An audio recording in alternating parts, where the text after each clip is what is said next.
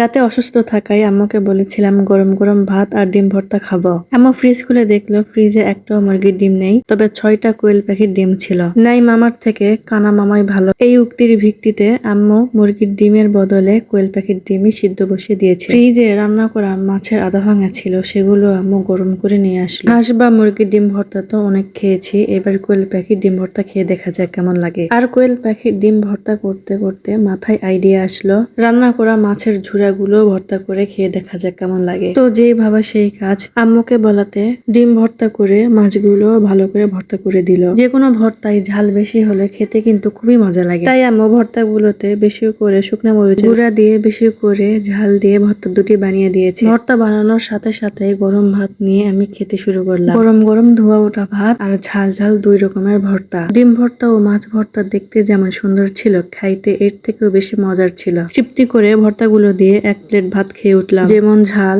তেমন তৃপ্তি। এমন ঝাল ঝাল ভর্তা হলে অনায়াসে 2 প্লেট ভাত খাওয়া যায়। আপনি শত চেষ্টা করলেও মাংস দিয়ে 2 প্লেট ভাত অনায়াসে খেয়ে উঠতে পারবেন না। বাঙালিরা মাংস ভাতের থেকে এরকম ঝাল ঝাল ভর্তা ভাত বেশি পছন্দ করে। আপনি যদিও কোনো রকমে 2 প্লেট মাংস ভাত খেয়ে ওঠেন, তবে এক প্লেট ভর্তা ভাত খেয়ে যে তৃপ্তি তা মাংস ভাতে কখনোই পাবেন না। আমার মতো যারা ঝাল ঝাল ভর্তা ভাত খেতে পছন্দ করেন তারা অবশ্যই কমেন্ট বক্সে হাজিরা দিয়ে যাবেন। আলহামদুলিল্লাহ আলহামদুলিল্লাহ, সমস্ত প্রশংসা আল্লাহ তাআলার। আজ আমার রিজিকে ভর্তা ভাত ছিল। তো ভিডিও এই পর্যন্তই। আপনারা ভালো থাকবেন। আল্লাহ হাফেজ। আচ্ছা, এবার ঘুমান।